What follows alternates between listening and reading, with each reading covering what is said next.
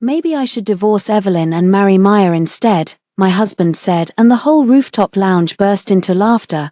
Maya Reed leaned against his shoulder, holding his glass like it belonged to her, and smiled at me as if she had already won in my last life. That joke shattered me in this life. I looked at Daniel, then at the woman he called his best friend, and said, "All right."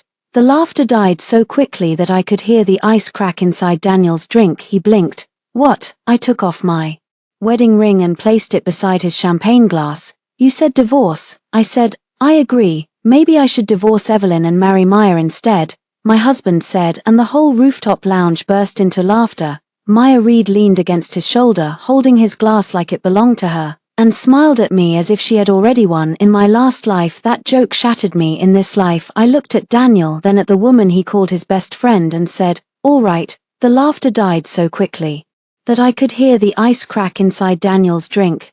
Daniel stared at me as if I had spoken in a language he did not understand. For 6 years, he had known exactly how I would react. I would go quiet first, then I would force a smile later in the car. I would ask him why he had to say something like that in front of everyone. He would sigh, call me dramatic, tell me Maya was family, and make me apologize for ruining the mood. That was how our marriage worked. He hurt me in public, I carried the shame in private. Not this time. "What?" Daniel said again, his smile still frozen on his face. I slipped the ring from my finger. It was warm from my skin. A simple platinum band I had once touched whenever I needed to remind myself that I belonged somewhere. I placed it on the small glass table between his champagne flute and Maya's phone. The sound was soft, still everyone heard it. "You said divorce." I repeated. "I agree." Maya's fingers tightened around Daniel's glass. Someone gave a nervous laugh near the bar.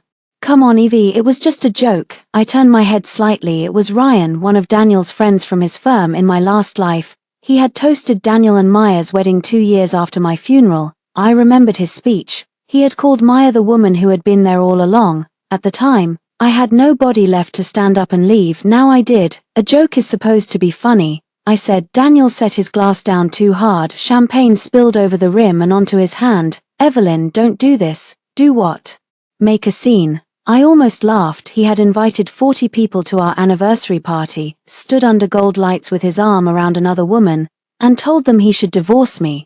But I was the one making a scene. Maya recovered first. She always did. That was one of her skills. She could step on a wound and make it look like a dance. She tilted her head and gave me the soft, pitying smile I had once feared. "Evelyn, Daniel was kidding. You know how he is when he drinks. He has had half a glass." Her smile thinned. Daniel looked at me with warning in his eyes. "Enough." That single word pulled me backward through time. In my last life, he had said the same word when I cried after this party. Enough. He had said it when I asked why Maya sat in the passenger seat of our car while I took the back. Enough. He had said it when I asked why Maya knew about his medical appointment before I did. Enough. Then came the diagnosis, stage 3 lymphoma. He told me with a pale face and trembling hands. He said he did not know if he would survive. I broke. I stopped working. I sold my shares from my small gallery business. I emptied savings accounts, begged doctors, slept in hospital chairs, and forgot how to breathe unless he was breathing.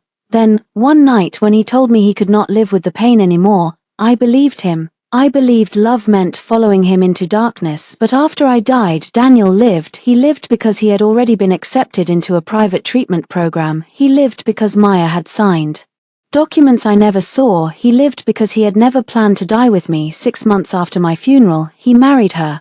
I knew because, in whatever strange mercy or punishment came after death, I saw it. I saw Maya wearing cream silk in the garden venue I had once wanted. I saw Daniel laughing with healthy color in his face. I saw my framed photograph moved from his study into a storage closet. I saw enough. Then I woke up this morning on the day of the party, on the day the joke was supposed to break me. "Evelyn," Daniel's voice dropped lower. "Pick up the ring." I looked at the ring, then I looked at him. "No." His jaw tightened. Around us, the party guests watched with open curiosity. Some looked embarrassed, some looked entertained, a few looked at Maya, then at me, and finally seemed to notice what I had seen for years. Maya was standing too close. Daniel's hand was still at the small of her back. Her lipstick was on the rim of his glass. His wedding ring, I noticed, was missing. In my last life I had not noticed that. I had been too busy trying not to cry. This time I noticed everything. I picked up my clutch from the table. Inside it were my phone, my keys, And the small black card holder Daniel always teased me for carrying. You keep every receipt like evidence, he used to say. He had no idea how useful that habit would become. Daniel stepped toward me. Where are you going? Home. His shoulders loosened for half a second. He thought home meant surrender, so I corrected myself. Not our home somewhere. Quiet. Maya laughed softly. You are really going to walk out because of one harmless joke? I turned to her. In my last life, I had hated her loudly in my heart and politely in person. I had told myself I was above jealousy. I had accepted every dinner, every vacation, every late-night call she made to my husband because Daniel said she had no one else. That had been a lie too. Maya had plenty of people, she simply wanted mine. No, I said, I am walking out because nobody in this room looks surprised that. He said it, her face changed just a little but I caught it. Daniel reached for my wrist. I moved before he touched me. The silence sharpened. Do not grab me, I said. His hand stopped in the air. Ryan muttered, this is getting awkward. I smiled at him. Good. Then I turned and walked toward the elevator behind me. Daniel said my name again, not soft, not loving. It was the voice he used when an employee missed a deadline. Evelyn, come back here. I pressed the elevator button. Maya spoke next, her voice sweet enough to rot teeth. Let her go, Dan. She needs attention. The elevator doors opened. I stepped inside and faced them. Daniel stood under the warm string lights, handsome and furious, with Maya at his side and my wedding ring sitting on the table between them. For a moment, I saw two timelines layered over each other. In one, I went back to him. In one, I died for him. In this one, I lifted my phone, turned off my shared location, and blocked his access to my personal calendar. Daniel's phone buzzed in his hand. He looked down, his expression shifted. He had received the notification. Location sharing stopped. The doors began to close. Evelyn, he said. And now there was something else under the anger, fear. I gave him the calmest smile of my life. Then the elevator sealed shut. In the mirrored wall, I saw my own face, pale, controlled, no tears. My hand shook only once. By the time the elevator reached the lobby, it had stopped. I did not drive home. That was the first decision that saved me in my last life. I went home after the party. I sat in the passenger seat while Daniel drove too fast and told me I had embarrassed him. Then I apologized. I apologized for crying. I apologized for not understanding his friendship with Maya. I apologized for making marriage feel like a burden. By midnight, he had forgiven me for the pain he caused. That was how he kept me. This time, I ordered a car to the Park Vale Hotel downtown and booked a room under my maiden name. The receptionist smiled when I checked in.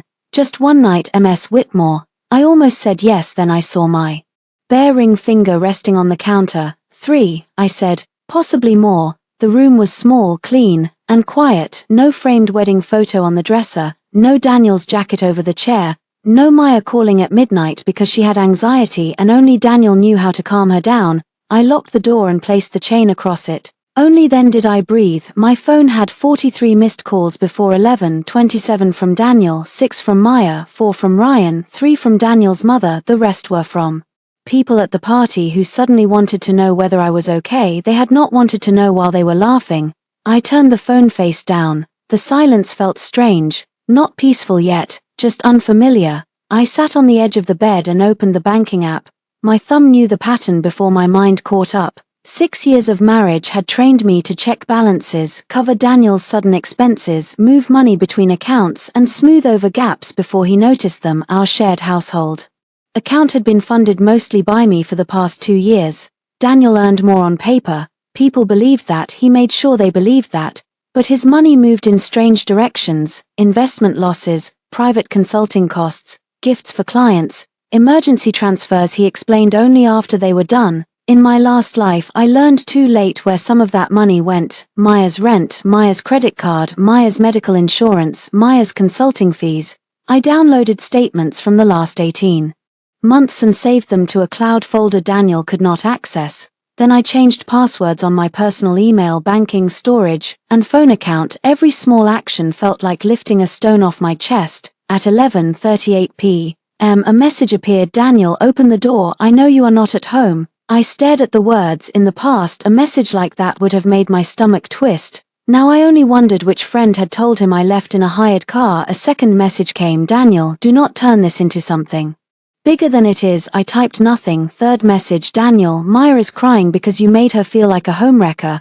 Are you happy now? There it was, his oldest trick. He wounded me, then handed me someone else's tears. I took a screenshot, then I opened a contact I had not used in 3 years. Claire Lawson. We had been close in college. She went to law school, I went into art curation. She once told me, half joking, that my fatal flaw was that I could make excuses for anyone who had once been kind to me. At the time I had laughed, now I understood she had been warning me. I sent one line, me Claire, I need a divorce attorney, quietly, as soon as possible. The reply came less than 2 minutes later. Claire, are you safe? The question made my throat close. Not what happened. Not are you sure, not can this be fixed. Are you safe? I answered carefully. Me, yes, hotel downtown. He does not know the room number. Claire, good. Do not go home tonight. Do not meet him alone. Do not sign anything. Do not delete anything. Send me what you have tomorrow morning. I stared at the screen until the words blurred. In my last life, no one told me not to go home. No one knew I needed to be told. I had hidden too much. A knock sounded at the door. My whole body locked. Evelyn.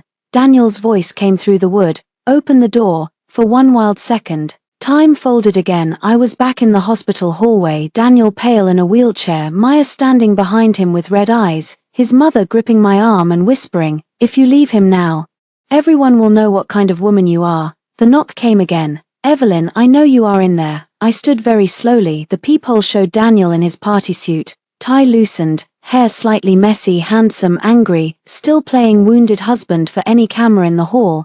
Behind him stood Maya, of course. She had changed out of her silver party dress into Daniel's oversized coat. The sight almost made me smile. She wanted me to see it. She had no idea how much evidence a hallway camera could hold. I did not open the door. Instead, I called the front desk. Hi, I said, voice steady. This is Evelyn Whitmore in 1108. There are 2 people outside my room refusing to leave. I do not consent to visitors. The receptionist's tone changed at once. Security is on the way. Daniel knocked harder. Evelyn, do not be childish. Maya's voice floated in, softer. Evie, please, I came because I care about him. He is really upset. I pressed record on my phone and held it close to the door. Daniel said, you made me chase you to a hotel because I made one stupid joke. Maya murmured, maybe she wants you to beg. Daniel exhaled, I am not begging my own wife to act normal. There, that was his truth. He did not want peace, he wanted obedience. Security arrived within 2 minutes.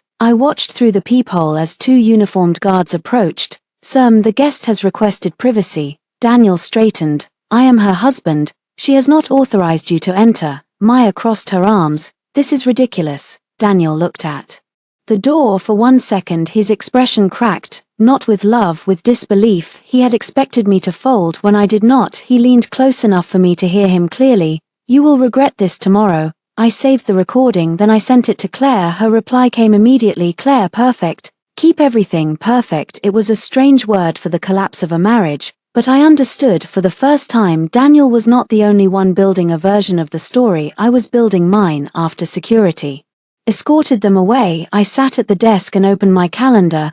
Most entries were ordinary: dentist appointment, grocery delivery, gallery lunch I had cancelled months ago because Daniel needed me at a client dinner. Then I saw it. A private calendar event synced from Daniel's account before I removed access. Harris Oncology Center, consultation Tuesday 9:30 a.m. My fingers went cold. The party was Saturday. In the previous life, Daniel had told me about his diagnosis 3 weeks from now. He had cried in our kitchen, holding a folder, saying he had been hiding symptoms because he did not want to scare me. Another lie. He already knew. He had known before the party. He had known while joking about divorcing me. He had known while letting Maya touch his glass and wear his coat. I clicked the event. There was a note attached. Bring M, not E, Maya, not Evelyn. I took a screenshot, then another. Then I forwarded everything to the evidence folder. At 2:17 a.m. Daniel called again. I let it ring. At 2:18 Maya texted. Maya, he needs someone who understands him. You are punishing him because you are insecure. I saved that. 2. Then I turned off the lamp. In the dark hotel room, I whispered the words I should have said years ago. He can have someone who understands him. My voice did not break. But he cannot have me. By morning, Daniel changed tactics. The first message was angry. Daniel, we need to talk like adults. The second was practical. Daniel, I have a board breakfast at 9. Do not create more drama. The third came 30 minutes later. Daniel, Maya feels terrible. You owe her an apology. That one made me laugh out loud. Not because it was funny, because grief, once it gets old enough, becomes something sharper. I met Claire at her office at 10. She occupied the corner of a renovated brick building with tall windows, white walls, and no unnecessary decoration. It suited her. Claire had always believed clean spaces forced people to tell the truth. She hugged me once, quickly and firmly, then she became my lawyer. Start from the beginning, she said, so I did, not the impossible beginning, not death, not waking up in the past. That truth belonged to a place no court could enter. I started with the party, the joke, the ring, the hotel, the hallway recording, the calendar event, the bank transfers. Claire listened without interrupting. Every few minutes, she wrote something down. When I finished, she leaned back. You have enough to begin a clean divorce filing, she said. Depending on what we find, maybe more leverage. I do not want to destroy him just to destroy him. I know, I want out. That is usually what frightens men like Daniel most. I looked at her. Claire's expression softened. Revenge is loud, withdrawal is quiet. Quiet is harder for people who survive on control. She slid a folder toward me. Temporary plan, you do not return to the house alone, you secure personal documents, separate finances, and communicate in writing only. If he asks to meet, we choose the place, public, recorded if legal, witness nearby. He will hate that. He is allowed to hate it. That sentence stayed with me. He is allowed to hate it for years. I had treated Daniel's discomfort as an emergency. If he was upset, I fixed it. If he was embarrassed, I softened myself. If he was guilty, I apologized until he no longer had to feel it. I signed Claire's representation agreement before leaving. Outside, my phone buzzed. Daniel, brunch, Marlowe's, noon. We settle this, not can we talk, not are you willing. A command. I showed Claire. She said, do you want to go? Yes. Her brows lifted. I need to see them together when they think they can still manage me. Claire studied me for a second, then nodded. Take your own car, sit where cameras can see you, keep your phone visible, do not threaten, let them talk, let them bury themselves. Exactly. Marlowe's was Daniel and Maya's place long before it was ever mine. He had taken me there on our second anniversary and told me the eggs Benedict were Maya's favorite. At the time, I thought that was normal. Daniel's life had always come with Maya already seated at the table. When I arrived, they were already there. Daniel sat facing the entrance. Maya sat beside him instead of across from him. Her knee touched his under the table. I walked over slowly. Maya looked fresh, rested, and perfectly wounded in a cream sweater. Daniel looked like a man who had slept badly and blamed me for it. You came, he said. You asked. I told you we needed to talk. I sat across from them. Then talk. His eyes narrowed at my tone. Maya reached across the table and touched his sleeve.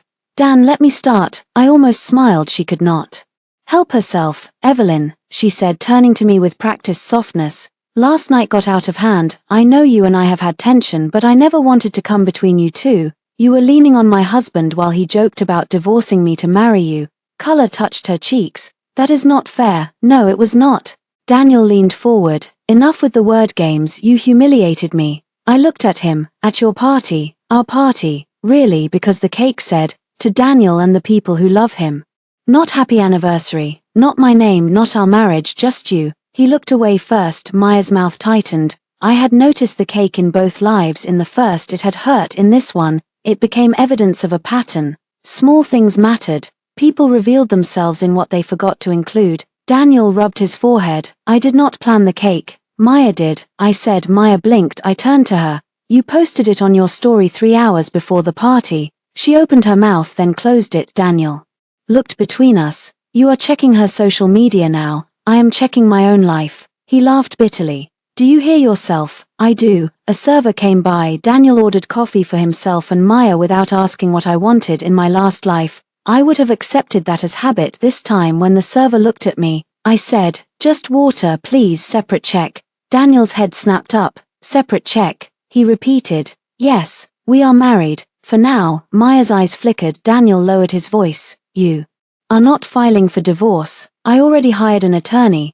The table went still. For the first time since I arrived, Maya looked genuinely startled. Daniel stared at me as if I had slapped him. You did what? You suggested divorce in front of 40 people. I agreed. Did you think I was only allowed to participate in the humiliation, not the decision? His face darkened. It was a joke. Then I accept the joke as a proposal. Maya exhaled softly. That is cruel, Evelyn. I turned to her. No, cruel is wearing my husband's coat outside my hotel room while telling me I am insecure. Her expression cracked. Daniel's hand closed around his cup. You recorded us. I recorded people refusing to leave my hotel door. That is private. The hallway of a hotel is not your marriage. He leaned closer. Be careful. There he was, not the charming husband, not the wounded man, the Daniel underneath. I held his gaze. I am. His phone buzzed on the table. He glanced down and turned it over fast, not fast enough. The name on the screen was Harris Oncology Center. Maya saw me see it. Daniel saw me see it for 3 seconds. Nobody moved. Then he picked up the phone and rejected the call. What is Harris Oncology Center? I asked. Maya reached for her water. Daniel's voice turned flat. A client. A client with oncology in the name. He looked furious. Maya stepped in. Too quick. Daniel has been helping a medical non-profit with fundraising. Really? Then why did your name appear on his calendar note? Her hand froze. Daniel's eyes changed. Now he knew I was not only reacting to the party. I had found a thread. He stood abruptly. We are done here. We have not even started. He threw cash on the table. Come home tonight. We will discuss this privately. No, Evelyn. I said no. Maya stood too, her voice low. You are making a mistake. I looked at her for a long moment. In my last life, she came to the hospital every day after Daniel's diagnosis. She brought soup he liked. She arranged his pillows. She cried on my shoulder and said, I cannot lose him, Evie. He is my family. I had comforted her. I had comforted my husband's lover while she waited for me to disappear. No, I said, I already made my mistake. I married a man who needed another woman to translate his feelings. Daniel stepped toward me. I did not move. Cameras above the bar watched us. Claire's instruction echoed in my head. Let them talk, let them bury themselves. Daniel bent close enough that only I could hear. You have no idea what is coming. I looked at him and thought of hospital halls, funeral flowers, cream silk in a garden, my photograph in a closet. Yes, I said quietly, I do. His face went pale for one brief second. Then he turned and walked out. Maya followed him, but not before looking back at me. For once there was no pity in her eyes, only calculation. My phone buzzed as soon as they left. A calendar alert appeared. Harris Oncology Center consultation tomorrow 9:30 a.m. Below it the note remained, bring M. I took another screenshot, then I sent it to Claire with one message, me, I am going to the hospital tomorrow.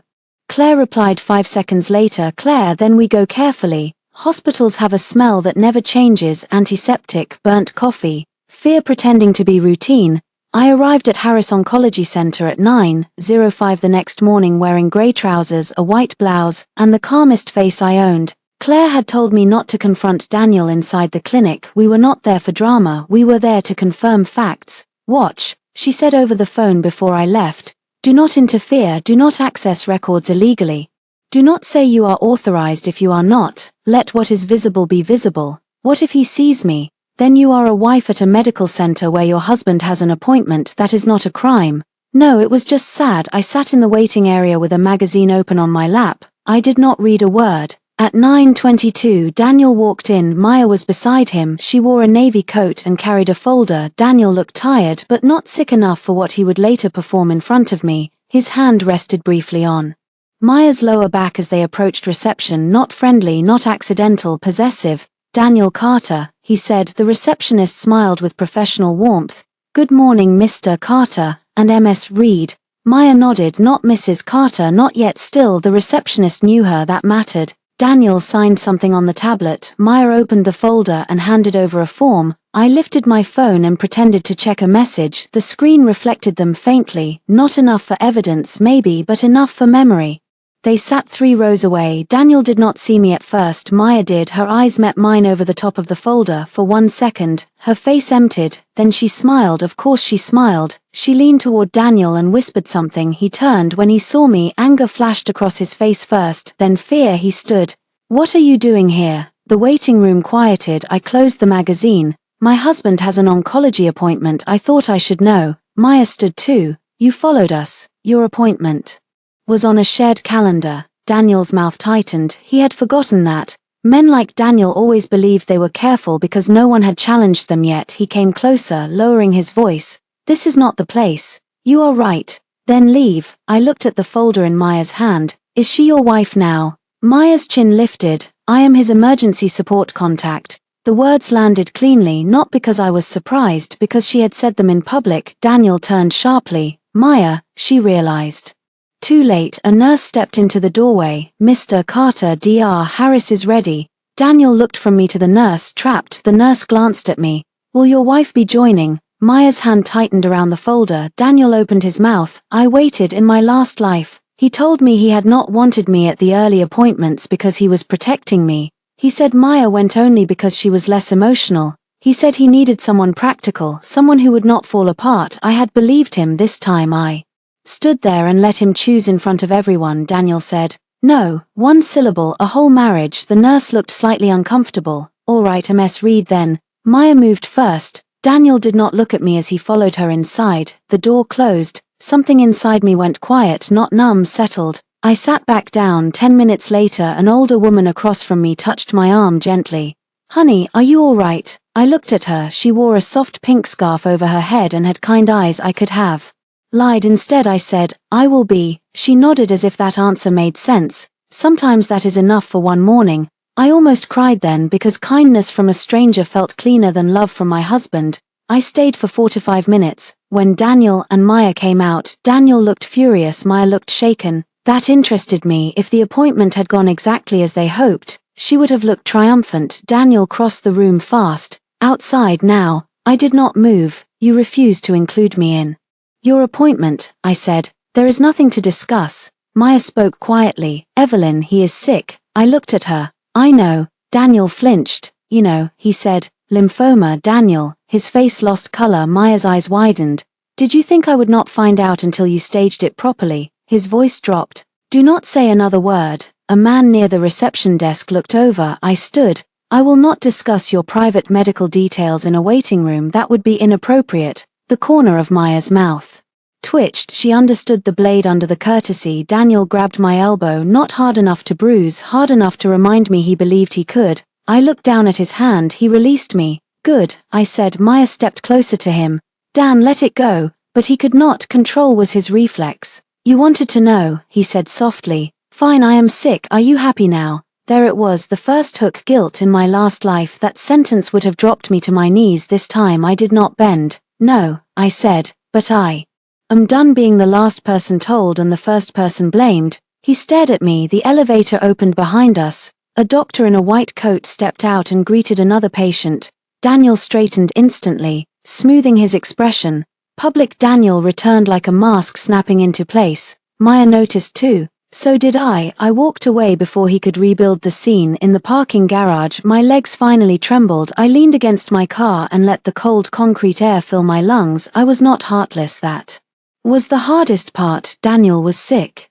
That was real, but his illness did not erase the affair. It did not erase the lies. It did not turn Maya into his wife or me into a servant. It did not make my life a resource he could spend without permission. My phone rang. Claire, how did it go? She asked. He brought Maya into the appointment. Claire was silent for a beat. I am sorry. He listed her as emergency support contact. That may matter. I want to know what he is planning. We can request financial disclosures once we file if he is hiding medical costs, private treatment payments, or moving marital assets. We will find it. I closed my eyes. In my last life, I had paid for everything because he told me insurance would not cover enough. I had transferred money into accounts he controlled. I had signed forms I barely read. I had believed urgency was proof of love. Now urgency felt like a trap. File, I said. Claire did not ask if I was sure. She only said, I will prepare the petition today. As I ended the call, a text appeared from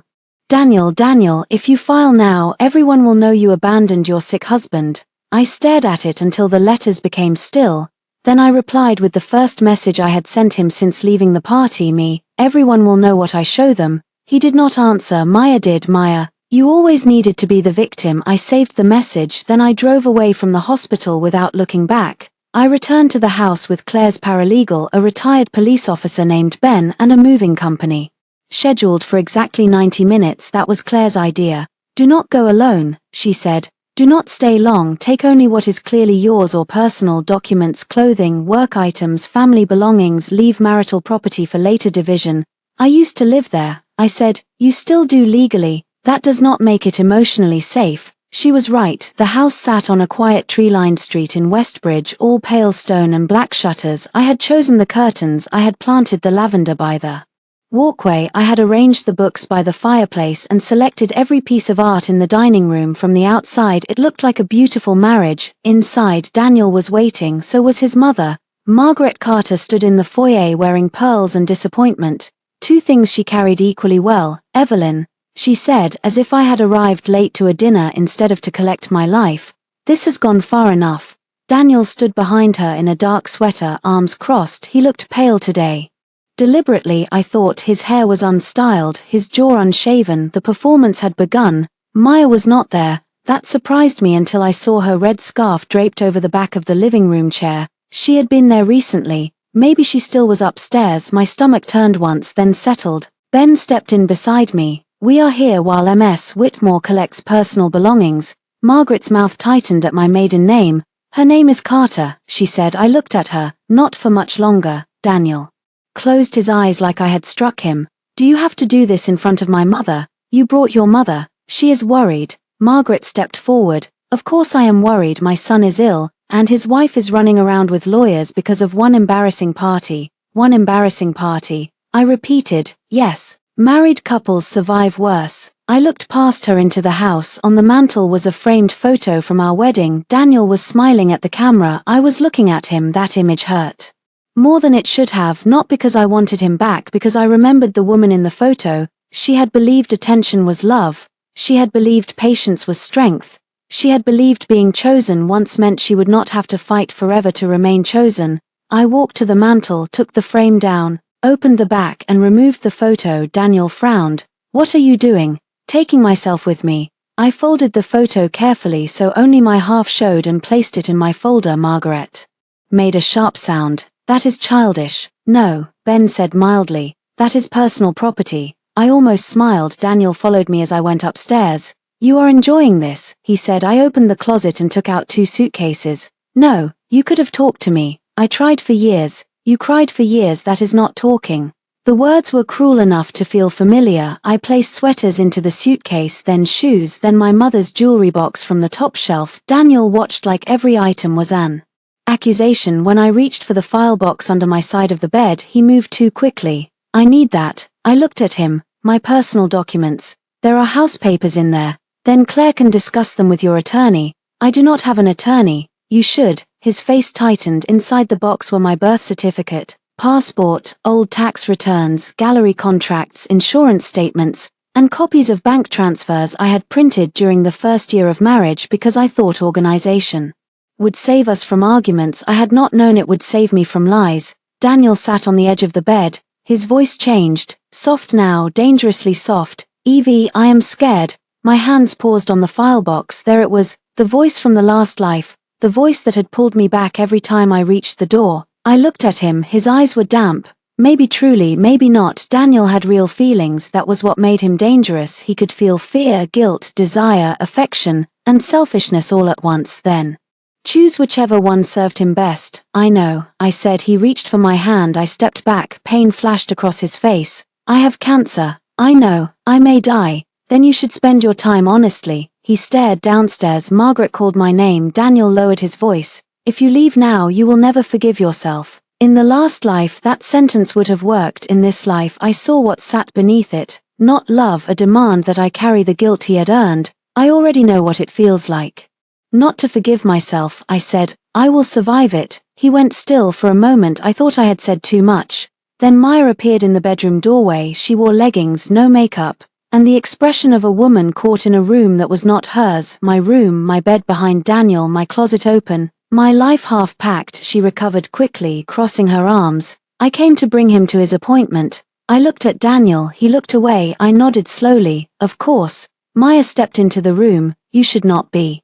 upsetting him right now." I closed the suitcase. The sound of the zipper was very loud. "Maya," I said, "when you live in another woman's marriage long enough, you start mistaking yourself for the wife." Her eyes flashed. Daniel stood.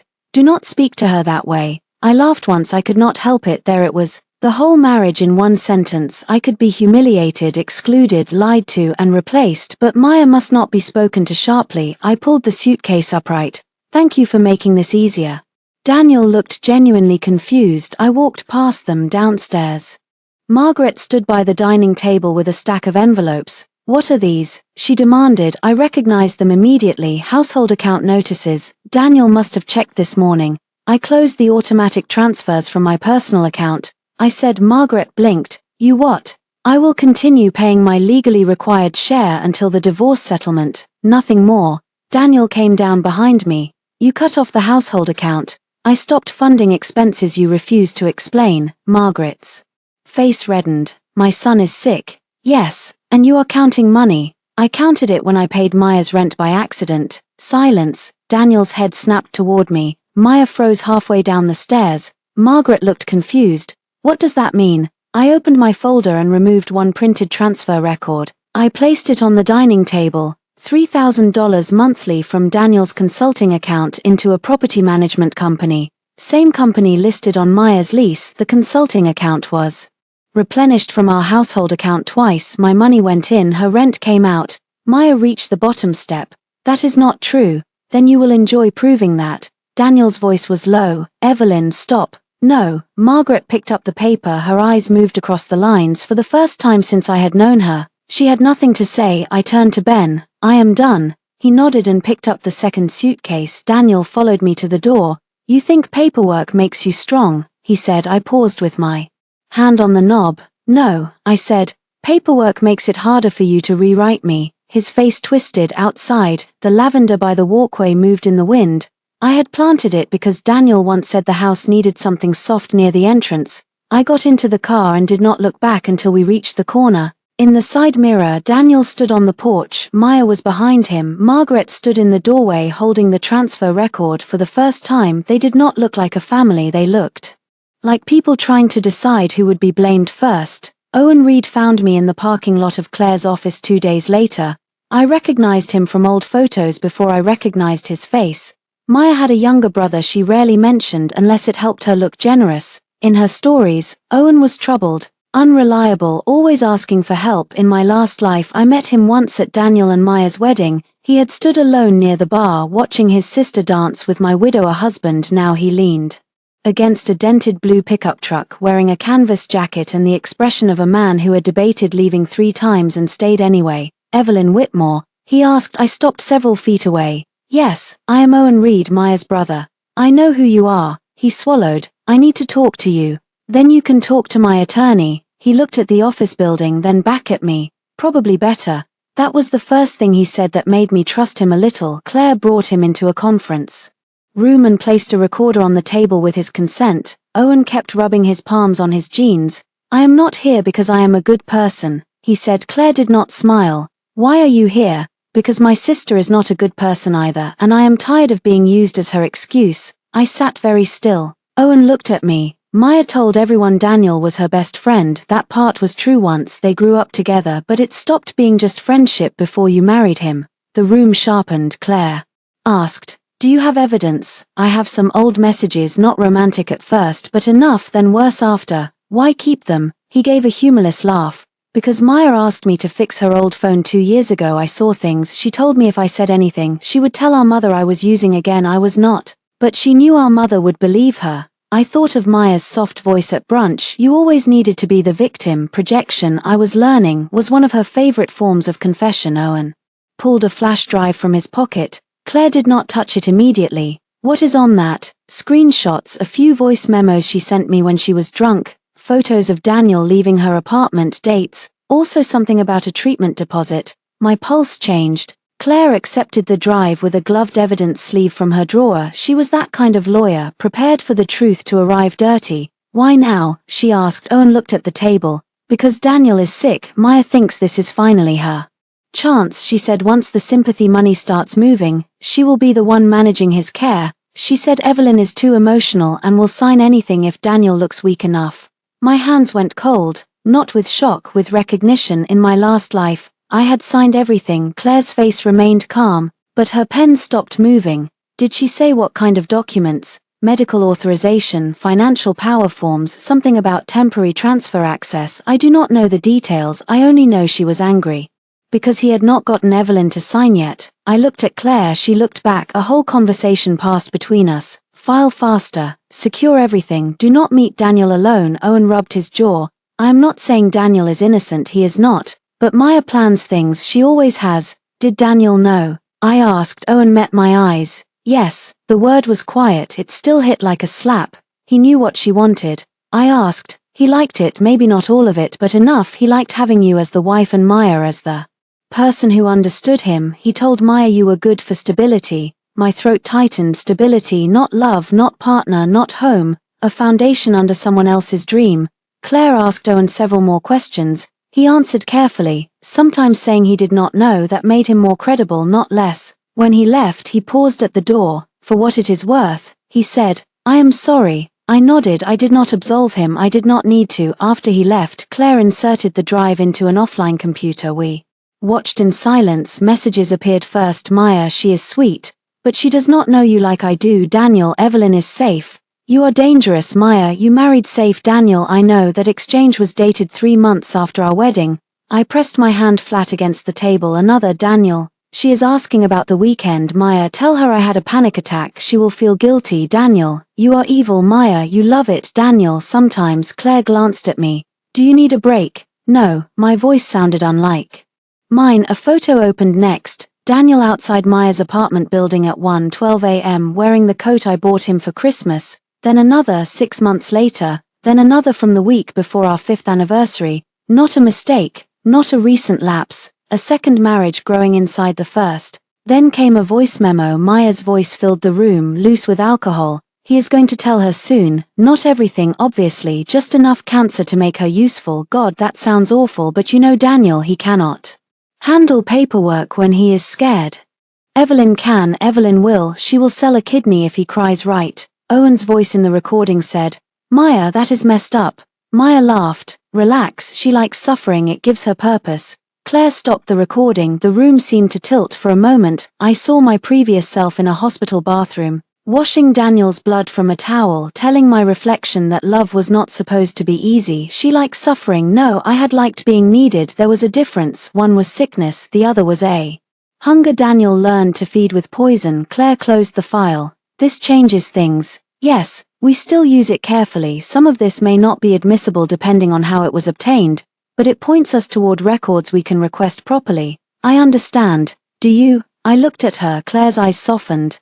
Because I know you, you are quiet right now. That does not mean you are fine. I am not fine. Good, do not pretend with me. That nearly broke me. I covered my mouth and breathed until the pressure in my chest eased. Then my phone rang. Maya, I let it go to voicemail. A message arrived seconds later. Maya, we need to talk. Woman to woman. Lobby of Daniel's office. For Claire shook her head. No, I want to go. Evelyn. Public place. Cameras. Daniel's building. She asked for it. Claire considered. I send Ben. Fine. The lobby of Carter Vale Consulting was all marble floors, black steel, and glass. Daniel loved that lobby. He said it made clients feel like money was already safe there. Maya stood near the central sculpture in a red coat. She smiled when she saw me. Then she saw Ben sit near the security desk. Her smile thinned. You brought a bodyguard, a witness. She laughed softly, still dramatic, still predictable. Her eyes flashed.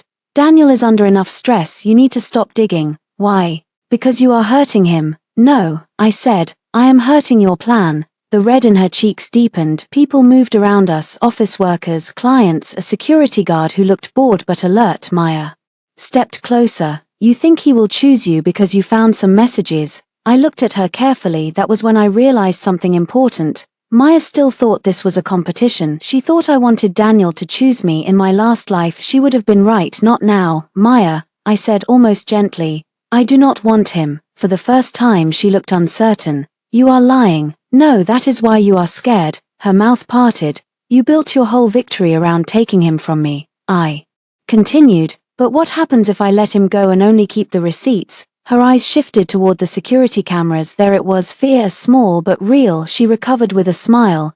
Daniel will never let you humiliate him. He already did that himself. I turned to leave. Her voice sharpened behind me. He married you because you were useful. I stopped. The words should have cut deeper. They did not, because I had already pulled that blade out myself. I turned back. I know, that unsettled her more than anger would have. I walked toward the exit. Behind me, Maya's phone rang. She answered in a whisper. I heard only one sentence before the glass doors opened. Daniel, she knows too much. Not enough, I thought, not yet. But soon, Margaret Carter invited me to dinner with the tone of a queen granting mercy. Her message arrived on Thursday morning. Margaret, Sunday 6 o'clock family dinner. We expect you to attend. Daniel needs peace. I sent it to Claire. Claire replied, do you want to decline or use it? I looked at the word family until it lost meaning. The Carters had always used family like a locked door. Once you were inside, you were expected to stop asking who held the key. I answered Claire, me use it. So on Sunday evening, I went to the Carter house with a folder in my bag, Ben waiting outside in his car, and Claire on standby. Margaret opened the door herself. She looked relieved, which told me she thought I had come to surrender. Evelyn, she said, touching my cheek without permission. Good, you look tired. I'm sleeping better. Her hand dropped inside. The dining room was set as if for a holiday. Crystal glasses, silver flatware, roast chicken, green beans, potatoes, wine decanted into Daniel's father's best carafe. Maya sat on Daniel's right, my old seat. Daniel sat at the head of the table, pale and carefully composed. His father, Richard, sat at the other end, quiet as always. Daniel's sister, Lauren, avoided my eyes. The empty chair was on Daniel's left, a wife's seat, a prop seat. I sat there because I wanted to see the whole room. Dinner began with false civility. Margaret asked whether I was eating enough. Lauren asked if I was still doing art things. Maya poured water for Daniel before he reached for the pitcher.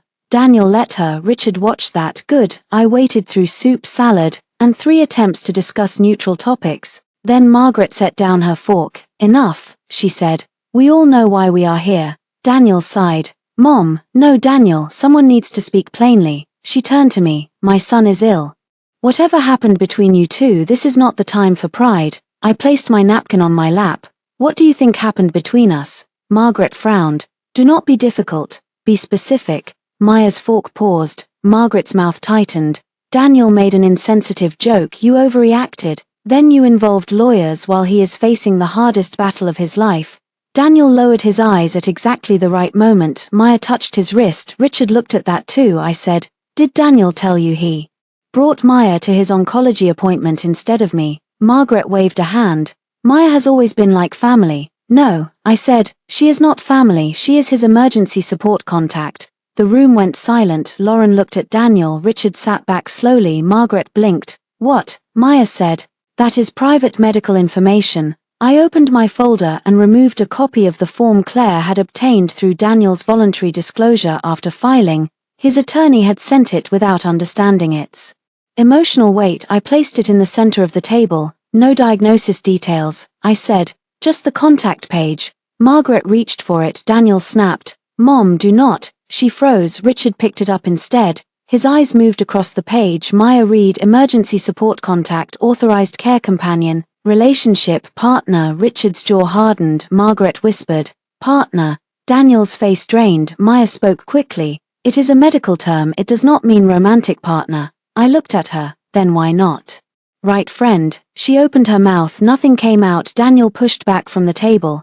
This is exactly why I did not want to tell you. You twist everything. I did not fill out the form. You are weaponizing my illness. No, you are hiding behind it. Margaret flinched. Daniel's eyes turned cold. Careful. In the past, that look would have made me lower my voice. Now I raised it slightly. You want careful? Fine, let us be careful. Before I filed, you expected me to manage your treatment paperwork, help with expenses, appear publicly as your devoted wife, and ignore the woman you listed as your partner. Is that accurate? Maya stood.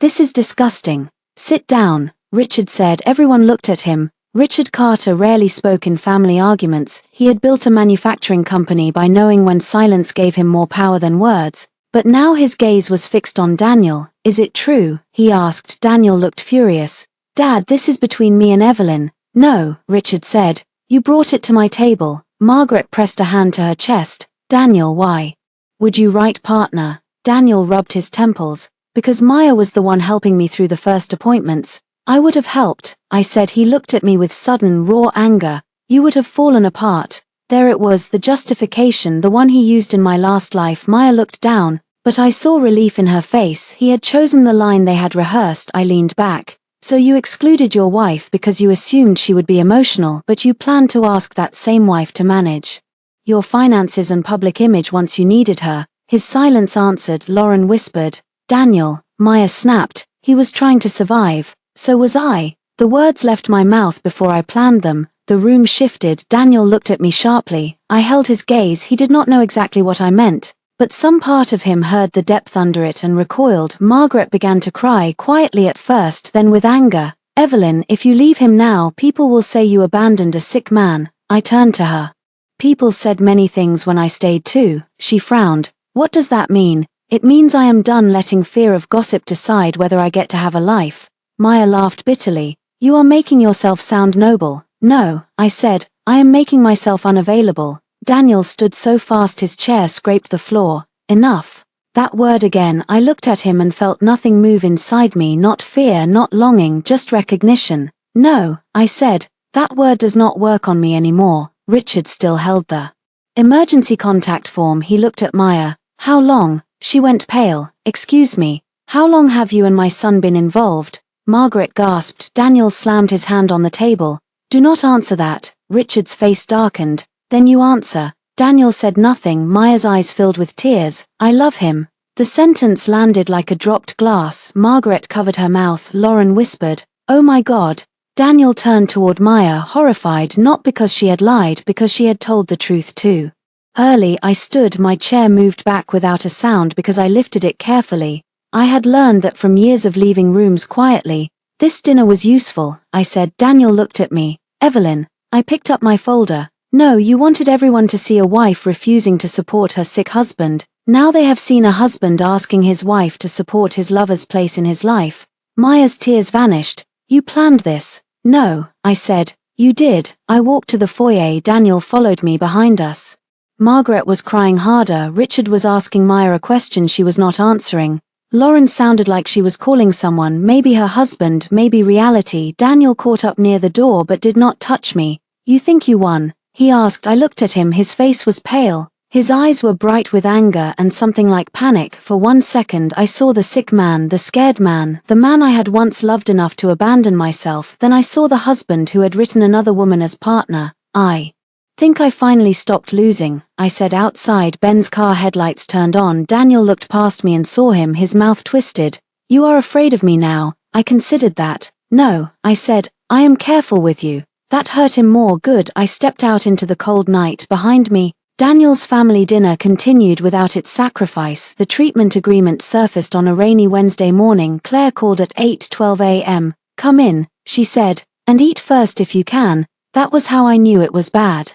Her office smelled like coffee and printer paper when I arrived. She had 3 folders arranged on the conference table, each labeled in her precise handwriting: financial disclosures, medical authorization, third-party transfers. I sat slowly. Claire pushed the first folder toward me. Daniel's attorney complied with preliminary financial exchange, probably because they think the illness makes him look sympathetic and you look cruel.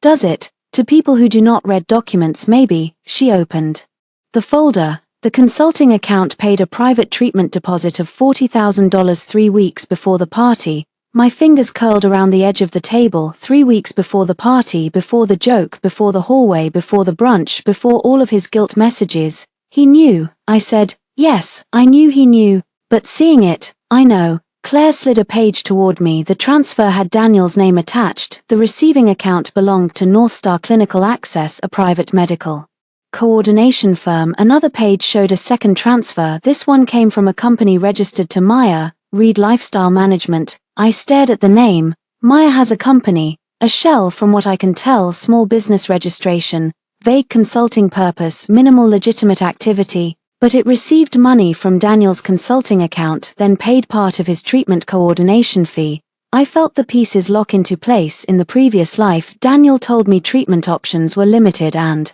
expensive. I transferred money, I sold investments, I called every specialist he mentioned. Meanwhile, he and Maya had already arranged another path. Not because he had no help, because he wanted mine too. Why involve me at all? I asked. Claire's mouth tightened. Because treatment is not just the initial deposit. There are travel costs, medication gaps, time off work, reputation concerns, and future care decisions. Also, Daniel's firm is vulnerable. She opened the second folder. His partnership agreement has a health and continuity clause. If he discloses a serious illness without a stable care and operations plan, certain investors can trigger review. If his wife appears supportive, he looks stable. If his best friend and secret lover is managing his care, He looks reckless. I laughed once, hollowly. So I was supposed to be the picture. Claire nodded, the grieving, loyal wife, the respectable cover, and Maya, the real partner behind the curtain. I closed my eyes in the last life after Daniel's diagnosis. He asked me to sign a temporary financial authorization so bills could be paid if he became too weak. I signed later. I learned money had moved out of accounts I thought were protected at the time. I blamed illness, chaos, stress. Now I knew better. Claire opened the third folder. This is important. Daniel sent a message to his attorney yesterday asking whether you could be compelled to contribute to medical expenses from marital assets. His attorney said ordinary marital obligations may apply but not unrestricted access to your separate inheritance or premarital funds. My grandmother's trust, I said. Yes, he asked specifically about it. The room went cold around me. My grandmother left me a modest but meaningful trust after she died. Daniel always said he respected that it was mine. He also joked that one day we might use it for something life-changing. Apparently, he had chosen the life. Claire's voice stayed steady. We already filed notice protecting separate assets. He cannot touch it without your consent. He planned to ask. I suspect he still will, as if summoned by her words. My phone lit up. Daniel, I need one last favor. I turned the phone so Claire could see. She said, do not answer yet. Another message came. Daniel, not for me, for the treatment please. Then another. Daniel, we can fight later. I just need you to sign something so the coordinator can speak with you and release funds faster. Claire's eyes hardened. There it is, she said. A strange calm came over me. In my last life I remembered this message differently. He had sent it after a night of vomiting, his voice weak over the phone. I rushed to him. He cried. I signed. This time he had not earned the hospital bed performance yet. He was trying by text. I typed slowly, with Claire watching me. Send the document to my attorney. He replied almost instantly. Daniel, why are you making everything legal? Me, because you made everything unclear. Daniel, I am scared. Evelyn, my breath caught. Not because I believed him less, because I believed him. He was scared. He was also manipulative. Both could be true. Me. Then let your attorney send it to mine. For 2 minutes nothing. Then Daniel called. I let it ring. He called again. Then Maya texted. Maya, if he misses this treatment window because of you, that is on your conscience. I showed Claire. She took a screenshot through the secure evidence app. Good, she said. Good. It shows pressure from a third party. I leaned back and covered my face. I hate that this is useful. Claire's voice softened. I know. By noon Daniel's attorney sent the document. Claire read it. First her expression told me enough. What is it? I asked. A broad authorization. Too broad. It allows release of your financial confirmation to the treatment coordinator and authorizes payment coordination from accounts identified as family support resources. My trust, possibly. The language is vague in a way that benefits whoever interprets it first. I almost smiled. Daniel always did like fog. Fog made it easier to deny the shape of things. Claire marked the document in red and drafted a response that made my position clear. I would not obstruct Daniel's treatment. I would not sign broad financial authorization. I would not allow my separate assets to be used. All communication must go through counsel. When she finished, she looked at me. This may escalate. I know.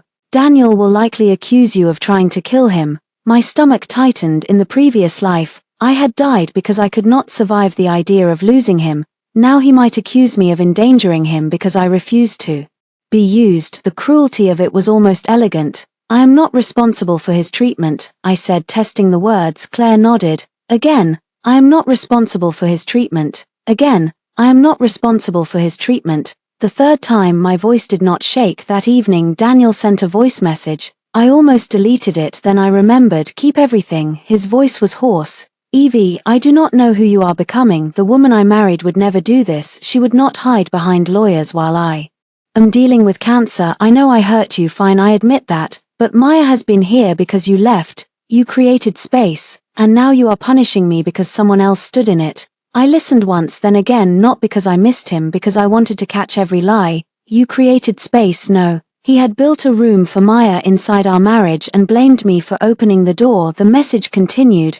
I need you at the gala next week. The foundation announcement matters. Investors will be there. I do not want people asking questions. Just come, stand beside me, and we can talk after. Please, Evelyn. One night. I sent the audio to Claire. Her reply came quickly. Claire, interesting. Foundation gala is public if you attend.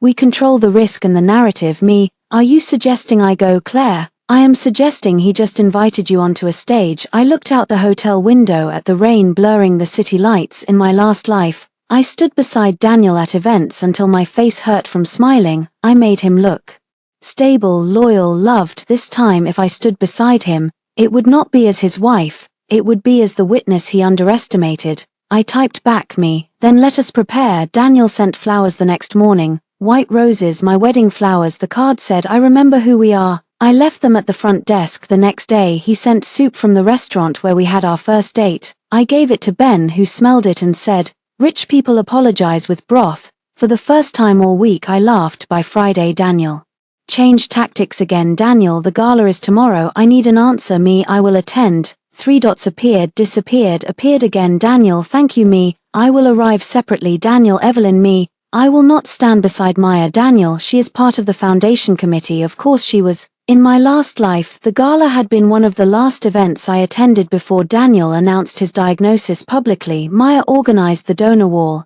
I helped write Daniel's speech. He thanked me from the stage, called me his anchor, and squeezed my hand while cameras flashed. Later that night, Maya cried in the bathroom and said she could not bear seeing him pretend everything was fine.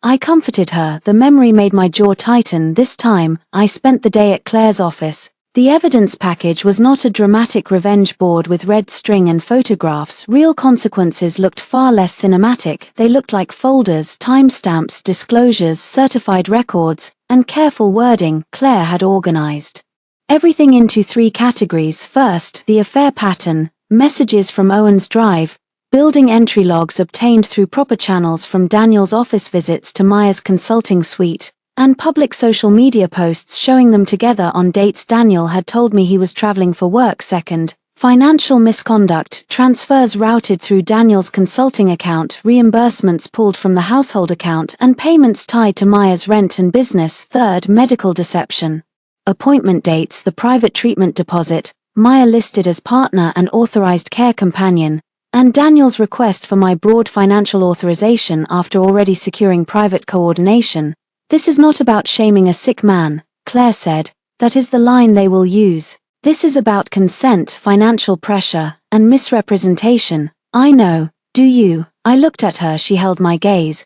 Because tomorrow he may look weak, people may pity him, you may pity him, I do pity him. Claire did not look disappointed, so I continued. I pity the part of him that is scared. I pity the part of him that does not know how to face pain without making someone else responsible for it. But pity is not permission. Claire leaned back. That, she said, is the sentence you keep. At 6 I went to the apartment I had leased for the next 3 months. Small, bright, unfurnished except for a mattress, a desk, and 3 boxes of my clothes. It felt more like mine than the house ever had. I hung my black dress on the closet door. Not a morning dress. Not exactly. It had clean lines, long sleeves, and a neckline simple enough for cameras. I chose pearl earrings my grandmother had left me and low heels I could walk away in. At 8:40 p.m. Maya called. I answered because Claire had approved one live call if I put it on speaker with Ben in the room and recorded where legal. Evelyn, Maya said, we need to stop this. Stop what? This war you think you are fighting. I sat at my desk. Ben sat by the window reading a paperback and pretending not to listen. I did not start a war. Maya exhaled. Fine, you want honesty. Daniel is sick, he is terrified. Yes, we are close, maybe too close, but you walking away now will destroy him. Did you tell him that before or after you let him list you as partner? Silence, then her voice hardened. You do not understand him. You keep saying that, because it is true. You love the version of him that looks good in wedding photos. I know the real Daniel, the one who lies, the one who needs someone strong. I almost laughed. And that is you. Yes, then why do you need me to stay? She went quiet. There it was again, the truth she did not want to name. Because Daniel needed Maya for desire, drama, and escape. He needed me for structure, money, reputation, and blame. Maya's voice dropped. If you embarrass him tomorrow, he will never forgive you. I can live with that. You think you can? No, I said. I know I can. She breathed sharply. You are not special, Evelyn. He married you because you made his life easier. I looked at the boxes around me. My life had been packed into cardboard, but for the first time in years it was not waiting for Daniel's approval. You are right, I said. Maya seemed thrown. I continued. I did make his life easier. That is over now. I ended the call. Ben looked up from his book. That woman is exhausting. She is scared, she should be. I slept 4 hours that night. At dawn I woke from the old dream hospital bed, Daniel's hand cold in mine, his voice saying he could not do it anymore, my own grief rising like water over my head, then darkness, but this time the dream changed. I saw Daniel standing in sunlight months later, healthy, smiling, slipping a ring onto Maya's finger. Then I saw myself in the hotel mirror on the night of the party, bare finger, clear eyes, alive. I woke with tears on my face, but I was not afraid of them. At noon, Daniel sent the final message. Daniel, one night, Evelyn, please do not punish me in front of everyone. I typed back, me, I will not punish you. Then I added, me, I will tell the truth. He did not answer. The gala was held at the Meridian Grand Hotel, in a ballroom full of chandeliers and people who measured sincerity by table sponsorship levels. A banner near the stage read, Carter Vale Foundation Benefit for Medical Access.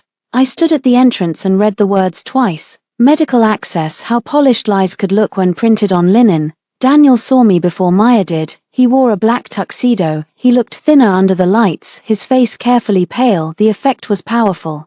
People would see him and think brave, private, noble. He walked toward me with a smile that belonged to cameras. You came, he said. I said I would. His eyes searched my face. You look beautiful. Thank you. It was the kind of compliment that used to pull me toward him. Now it passed between us and fell. Maya appeared at his side in emerald silk. Of course she chose green, something living, something claiming. Evelyn, she said, I hope tonight can be dignified. So do I. Daniel offered his arm. I looked at it, then at him. I will walk in alone. A photographer nearby captured the moment. His smile tightened. Good. Inside the ballroom, people greeted me with careful warmth. News had spread. It always did. Some looked sympathetic, some curious, some judgmental. Margaret stood near the front table, eyes red but chin high. Richard was beside her. He nodded once at me. Lauren came over quietly. I did not know, she said. I know. Her eyes filled. I should have. That was more than I expected. I touched her arm once. Tonight is not about what you should have known. She glanced toward Maya. Maybe it should be. Before I could answer, the lights dimmed. Daniel took the stage. Applause filled the room. He looked out over the crowd with perfect humility. Thank you all for being here, he began. This cause has become deeply personal to me. His voice trembled at exactly the right moment. In my last life, I had admired that tremble. Now I watched the performance from a front table, my hands folded, my evidence ready. Daniel spoke about fear, about illness, about the importance of support systems. He did not name his diagnosis, but he did not have to. The room understood enough to pity him. Then he looked at me. And I want to thank my wife, Evelyn, he said, who has been my anchor through every storm. Every head turned. Maya's face went still. Daniel held out his hand toward me. The room applauded. A trap made of praise. If I refused, I looked cruel. If I accepted, I became the loyal wife again. I stood. Daniel's eyes softened with relief. Poor man, he still thought I was walking back to him. The applause followed me to the stage. I walked slowly, not because I was afraid,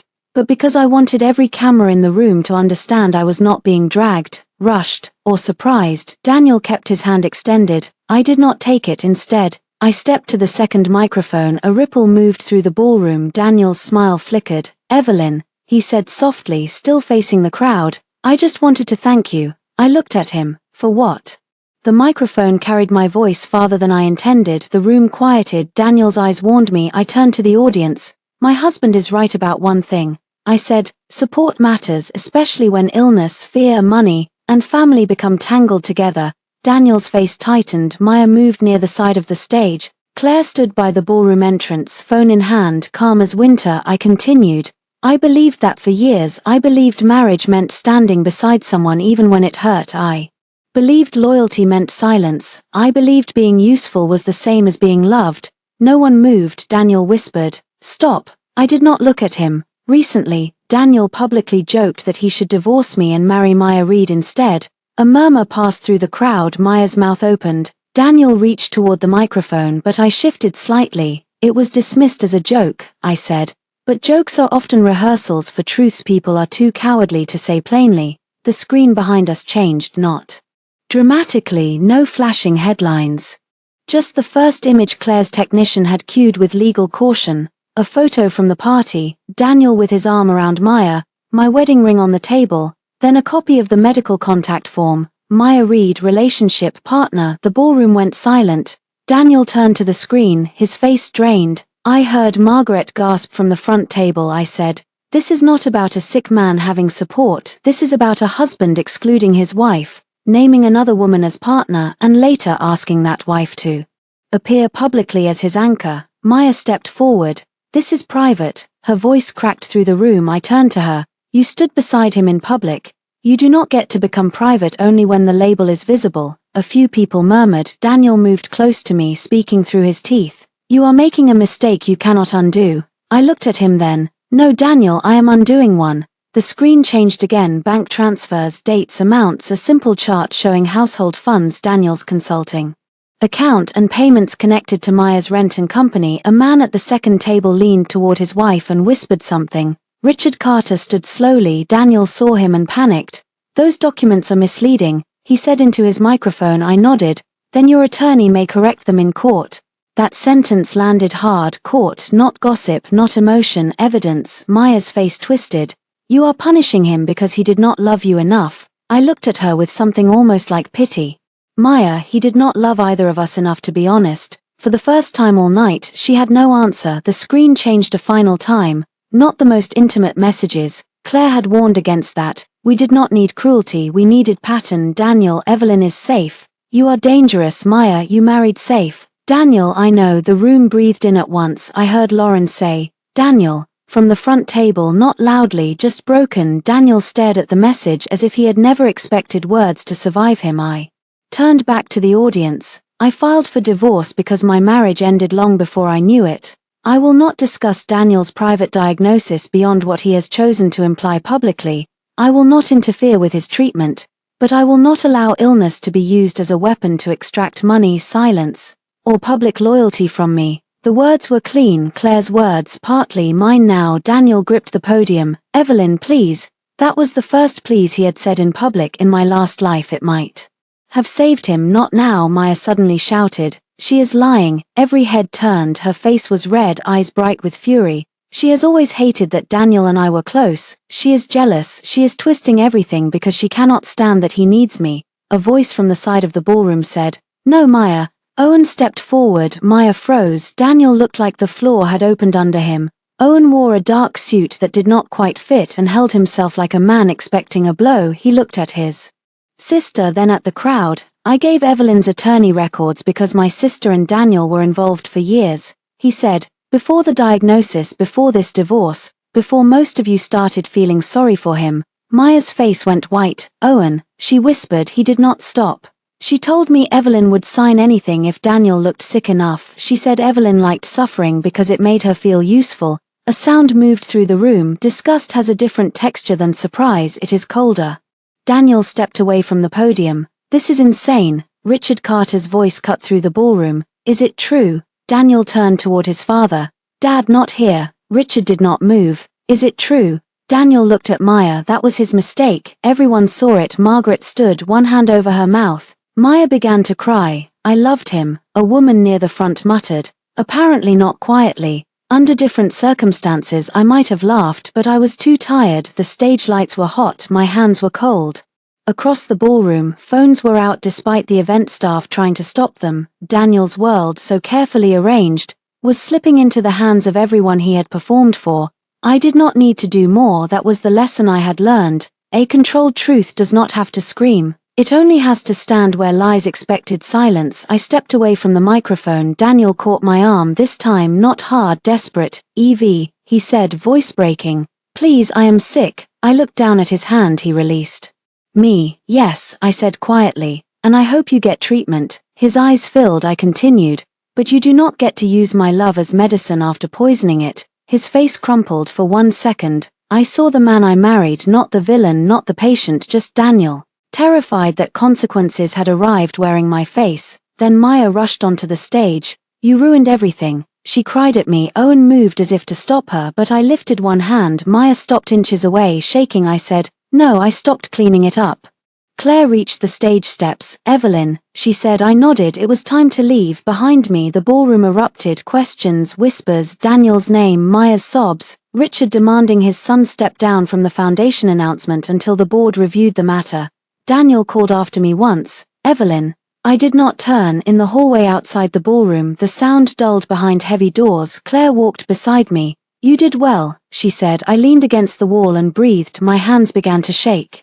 Claire did not touch me. She only stood there, guarding the silence. After a minute I said, I thought I would feel victorious. Do you? No. What do you feel? I looked toward the closed ballroom doors. In another life, I had died inside Daniel's story. Tonight I had walked out of it, alive, I said. Claire's face softened.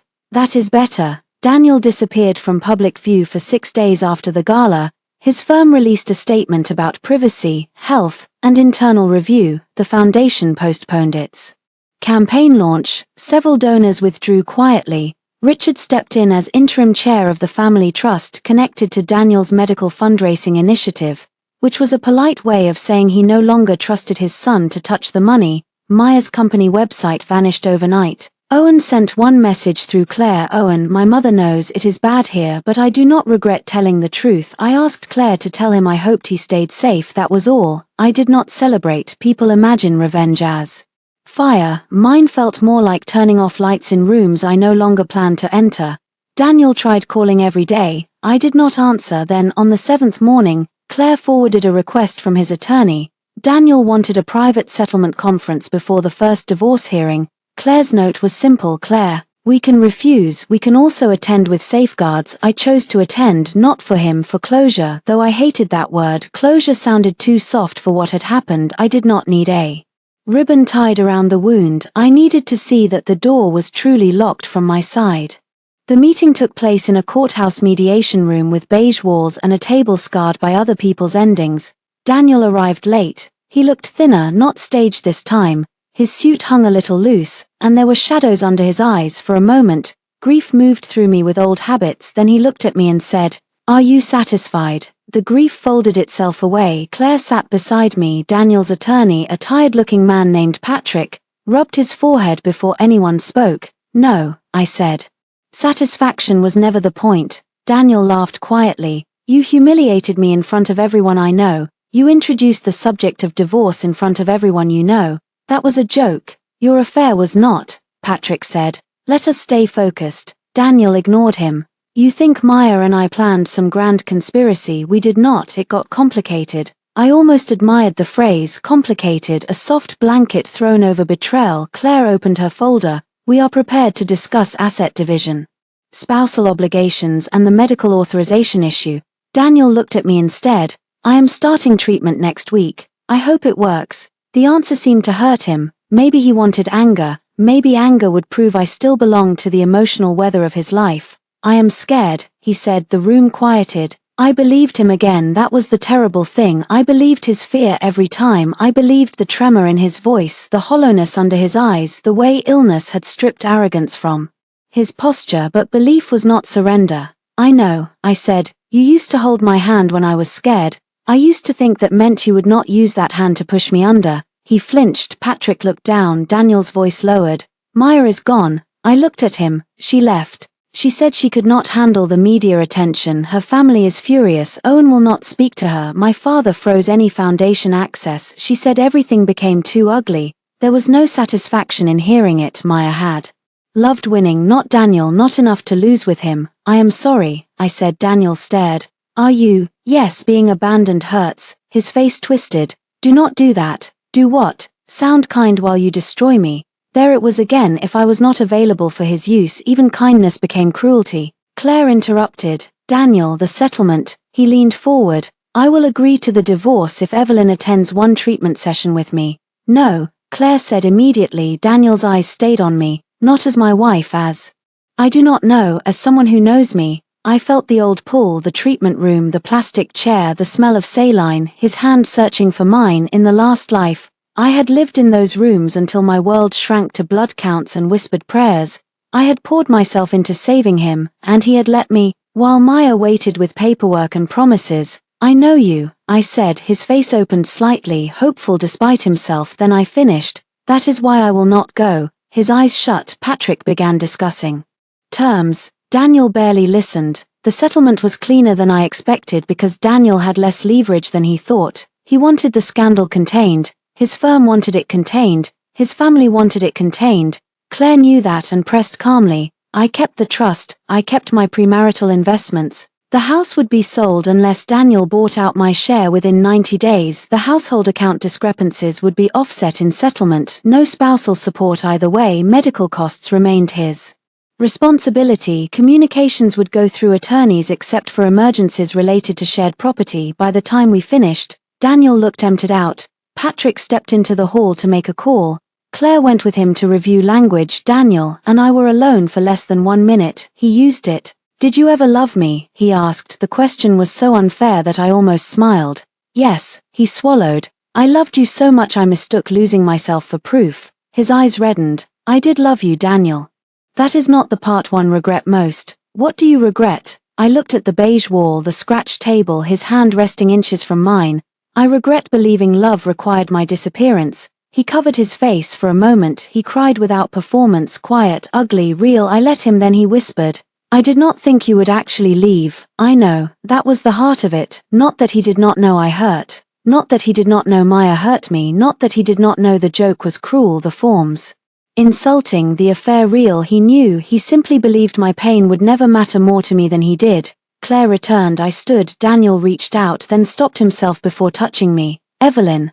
I waited. "I am sorry." The words entered the room late, thin and trembling. "In another life, I might have built a bridge from them. In this one, I only nodded. I hope one day you understand what you were sorry for." His face crumpled again. I left the mediation room before he could ask me to carry that to the hearing was scheduled for the following month.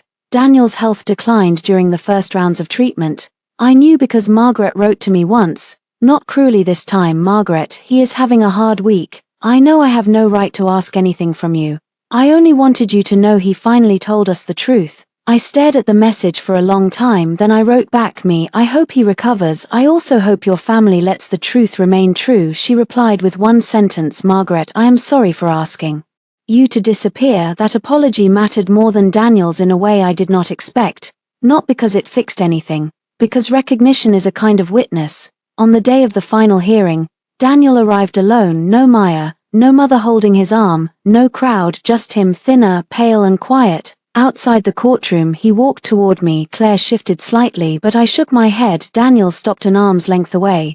"I signed everything," he said. "I know. I sold my share options to cover treatment without touching your settlement." "Good." He laughed softly, without humor. "You sound like Claire. She is very good." His eyes moved over my face like he was trying to memorize a country he had been exiled from. "I keep thinking about the party," he said. "So do I. I thought you would cry." "I know. I thought if you cried, I would apologize later and it would be fine. That was the problem." He nodded. For once, he did not argue. The clerk opened the courtroom door. "Carter dissolution case." Daniel looked at my hand. No ring, no mark, nothing left for him to read. He whispered, "If I survive this, will you ever speak to me again?" I looked at him. In the last life I had not survived him. In this one I had. "No," I said gently. "Survive for yourself."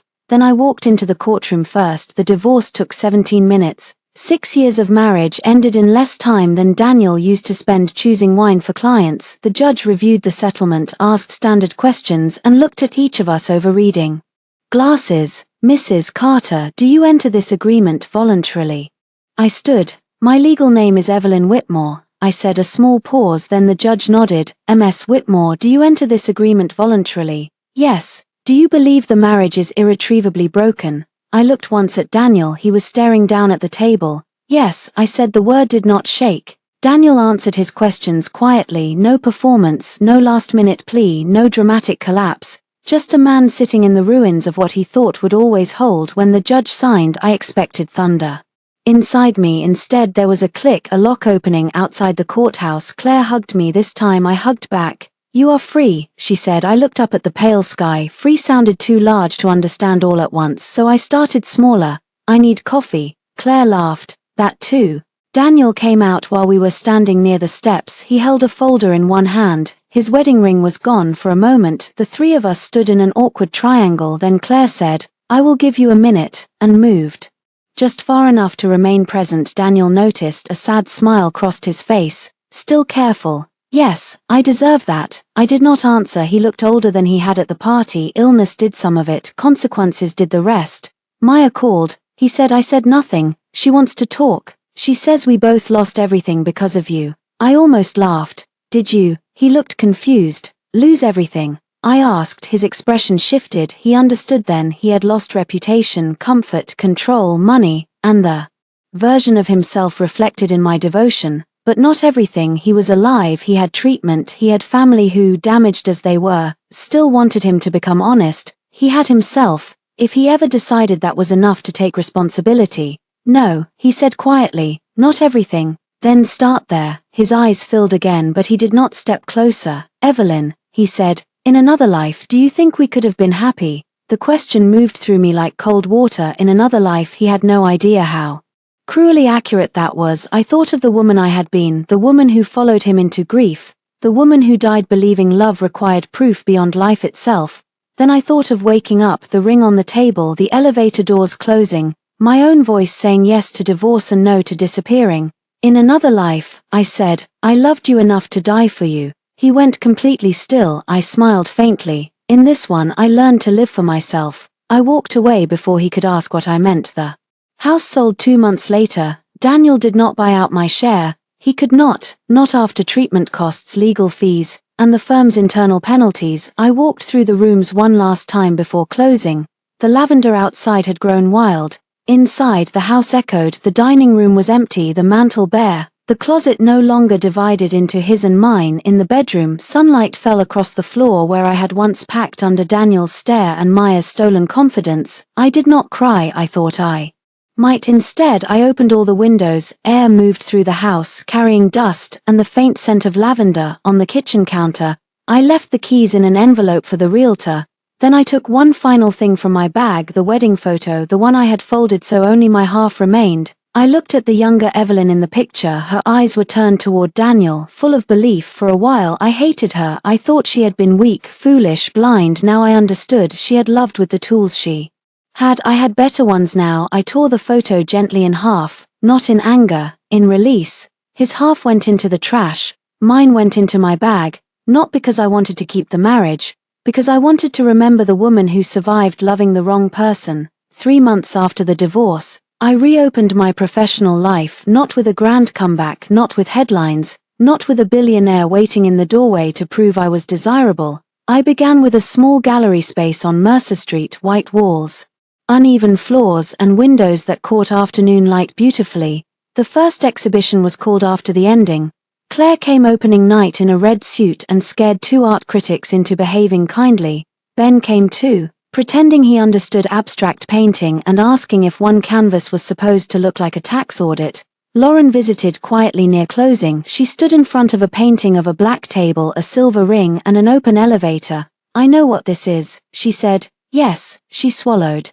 Daniel is responding to treatment. I am glad. He is in therapy. I am glad for that too. She looked at me. He asked me not to tell you, then he asked if I thought you looked happy. I smiled slightly. What did you say? I said you looked present. That word settled into me. Present, not recovered, not untouched, not triumphant every morning. Present. I could accept that. Lauren hugged me before she left. I am sorry I laughed at that party. The memory did not stab anymore, it ached. I know, I said. Near the end of the night, I stood alone in the center of the gallery. The walls glowed under clean white lights. People moved softly around me, speaking in low voices, looking at work I had chosen not to explain too much. My phone buzzed once, unknown number. For a second, old instinct stirred, then I read the message. Daniel, I saw the exhibition announcement. Congratulations, I will not come. I just wanted to say I finally understand that your leaving did not ruin my life, my choices did. I am sorry. I looked at the message for a long time, then I deleted it, not because I hated him, because some doors do not need one more conversation.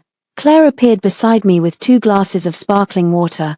Good night, she asked. I took 1 glass. Yes. Across the room, the painting of the ring and elevator had drawn a small crowd. They did not know the whole story. They did not need to. They saw the moment after humiliation and before freedom. They saw a woman leaving a room where everyone expected her to stay. That was enough. I thought about the party again, Daniel's joke, Maya's smile, the laughter, my ring hitting glass. For years, I believed my life had ended there. Now I knew it had begun, not loudly, not perfectly, but clearly. I raised my glass toward the painting, toward the younger woman in the torn photograph, Toward the life I did not owe anyone else in my last life, I died for a man who had already replaced me in this one. I let him keep the lie, the lover, the pity, the consequences, and the empty chair where I used to sit. I kept myself, and that was the only ending I needed.